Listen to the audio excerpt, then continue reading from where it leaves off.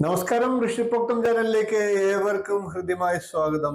ശനിയും വ്യാഴവും കഴിഞ്ഞാൽ നവഗ്രഹങ്ങളിൽ ഏറ്റവും കൂടുതൽ ഗോചരഫലത്തിൽ ഗുണദോഷങ്ങൾ നമുക്കായിട്ട് നൽകുന്ന ഗ്രഹങ്ങളാണ് രാഹുകേതുക്കൾ. ശനി കഴിഞ്ഞാൽ ഏറ്റവും അധികം കാലം ഒരു രാശിയിൽ നിൽക്കുന്ന ഗ്രഹങ്ങളും രാഹുകേതുക്കളാണ്.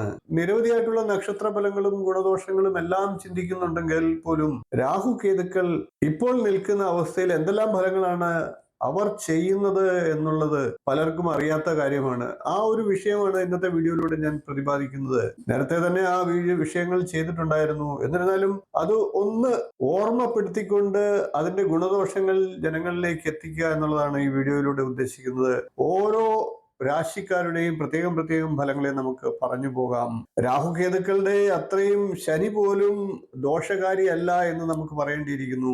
ശനീശ്വരൻ ധർമ്മപാതയിൽ സഞ്ചരിക്കുന്ന ഗ്രഹമാണ്. നമ്മളുടെ ജീവിതത്തിലെ ഗുണദോഷങ്ങളെ ശരിയായ മാർഗത്തിലേക്ക് നയിക്കാനായി പ്രേരിപ്പിക്കുന്ന ഗ്രഹം കൂടിയാണ് ശനി.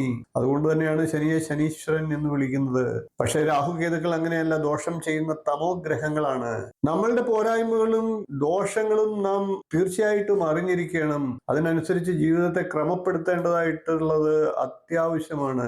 നല്ലത് മാത്രം കേട്ട് മുന്നോട്ട് പോകുന്ന പക്ഷം നമുക്ക് മുമ്പിലുള്ള ദുർഘടങ്ങളെ തരണം ചെയ്യാൻ സാധിച്ചു എന്ന് പറ്റില്ല.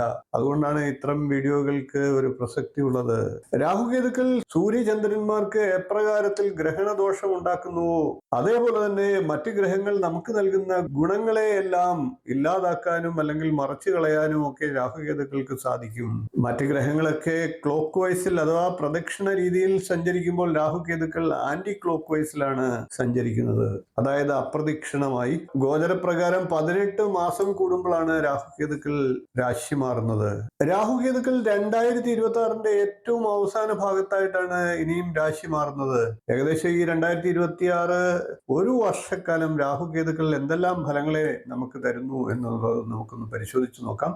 രാഹു ഇപ്പോൾ കുംഭം രാശിയിലാണ്, കേതു ഇപ്പോൾ ചിങ്ങം രാശിയിലാണ്. ഇപ്പോൾ നമുക്ക് ചിങ്ങക്കൂറുകാരുടെ രാഹുകേതുക്കളുടെ ഗോചരം എന്ത് ഫലങ്ങളെ ചെയ്യും എന്നുള്ളത് നോക്കാം. ചിങ്ങക്കൂറിൽ വരുന്നത് മകം, പൂരം, ഉത്രങ്കാൽ എന്നീ നക്ഷത്രങ്ങളാണ്. ചിങ്ങക്കൂറുകാരെ സംബന്ധിച്ച് രാഹു 7ലാണ്, കേതു ആകട്ടെ ജന്മരാശിയിലാണ്. വിവാഹാലോചനയൊക്കെ നടക്കുന്നവർക്ക് അനുകൂലമായിട്ടുള്ള വിവാഹങ്ങൾ നടക്കാനുള്ള സാഹചര്യമുണ്ട്. പ്രണയകാര്യങ്ങളിലും സാഫല്യമുണ്ടാകുന്നതാണ്. കുടുംബത്തിൽ സ്വസ്ഥത നിലനിർത്താനുള്ള ശ്രമങ്ങൾ നടത്തുക. അനാവശ്യ കൂട്ടുകെട്ടുകളിൽ നിന്നൊക്കെ അകന്നു മാറുക. ഭാഗ്യപരീക്ഷണ കാര്യങ്ങളിൽ പണം മുടക്കാതിരിക്കുക. പുതിയ പദ്ധതികളൊന്നും തന്നെ ഉടൻ ആരംഭിക്കാതിരിക്കുക. ബിസിനസ്സിലും കർമ്മ കാര്യങ്ങളിലും ഒക്കെ വിജയം നേടാനുള്ള സാഹചര്യങ്ങളുണ്ട്. റിയൽ എസ്റ്റേറ്റ് വഴി നല്ല ലാഭം പ്രതീക്ഷിക്കാവുന്നതാണ്. പുതിയ സൗഹൃദങ്ങളൊക്കെ ഗുണപരമാണ്. കൃഷിയിൽ നിന്നും നല്ല ലാഭം നേടാനാകും. വിദേശത്ത് വസിക്കാനുള്ള സാഹചര്യങ്ങൾ ഉണ്ടാകുന്നതാണ്. ഉപരിപഠനം ആഗ്രഹിക്കുന്നവർക്ക് അനുകൂല സമയമാണ്. ആദ്യമൊക്കെ അല്പം പ്രശ്നങ്ങൾ ഉണ്ടായാലും ക്രമേണ കാര്യസാധ്യങ്ങളൊക്കെ ഉണ്ടാകുന്നതാണ്. യാത്രകളൊക്കെ തന്നെ മനസ്സിന് സന്തോഷം ലഭിക്കുന്നതിന് സാഹചര്യമൊരുക്കും. പുതിയ പ്രണയങ്ങൾക്ക് വഴിതെളിക്കുന്നതാണ്. വിശ്വസ്തരായിട്ടുള്ളവരിൽ നിന്ന് വഞ്ചന ഉണ്ടാകാൻ സാധ്യതയുള്ളത് കൊണ്ട് തന്നെ എല്ലാ കാര്യങ്ങളിലും ജാഗ്രത പുലർത്തുക. കൂട്ടുകെട്ടുകളൊക്കെ ദുഷിച്ചതല്ല എന്ന് ഉറപ്പുവരുത്തുക. ധനനഷ്ടമൊക്കെ വരാതെ ശ്രദ്ധിക്കേണ്ടതാണ്. രോഗസാധ്യതകളെയൊക്കെ അവഗണിക്കാതിരിക്കുക. രാഹുകേതുക്കളുടെ പ്രീതിക്കായി സർപ്പക്ഷേത്രങ്ങളിൽ മഞ്ഞൾ, പാലഭിഷേകം, വിളക്ക്, നൂറും പാലും എന്നിവയൊക്കെ നടത്തുക. പ്രത്യേകിച്ച് കൗങ്ങിൻ പൂക്കില സമർപ്പിക്കുക. ധൂമാവതി ദേവിയുടെയും കാളി ദേവിയുടെയും മന്ത്രങ്ങൾ ജപിക്കുക. കൂടാതെ ശിവക്ഷേത്ര ദർശനം പതിവാക്കുക. ശിവപ്രീതി വരുത്തുക. ജാതകത്തിൽ രാഹുകേതുക്കൾ ദോഷസ്ഥാനത്ത് നിൽക്കുന്നവർ, രാഹുകേതുക്കളുടെ ദശാകാലങ്ങൾ അനുഭവിക്കുന്നവർ സർപ്പക്ഷേത്രങ്ങളിൽ അഷ്ടനാഗ പൂജ, അഷ്ടദ്രവ്യ അഭിഷേകം, നാഗരൂട്ട് എന്നീ വഴിപാടുകളെ ചെയ്യുക. പുള്ളുവരെ കൊണ്ട് പാടിക്കുക. കൂടാതെ നവഗ്രഹ ക്ഷേത്രത്തിൽ രാഹുകേതുക്കൾക്ക് അർച്ചന നടത്തുക. ഗണപതി പ്രീതി വരുത്തുന്നത് വഴി കേതുർ ദോഷം ഒഴിവാകുന്നതാണ്.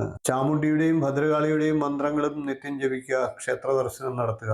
നവാക്ഷരി ജപവും കേതു ദോഷത്തിന് പരിഹാരമാണ്. കൂടാതെ ഗരുഡ യന്ത്രധാരണം, രാഹു കേതു നവഗ്രഹ യന്ത്രധാരണം ഇവയൊക്കെ ഗുണപ്രദമാണ്. വീഡിയോ ഇഷ്ടപ്പെട്ടുവെങ്കിൽ ഒന്ന് ലൈക്ക് ചെയ്യുക, ഷെയർ ചെയ്യുക, ചാനൽ ഒന്ന് സബ്സ്ക്രൈബ് ചെയ്യുക. നിങ്ങളുടെ അഭിപ്രായം കമന്റായിട്ട് അറിയിക്കുക. ഇനിയും ഇതുപോലുള്ള നല്ല വിഷയങ്ങളും വീഡിയോകളുമായി നമുക്ക് വീണ്ടും കാണാം. നന്ദി, നമസ്കാരം, ശുഭദിനം.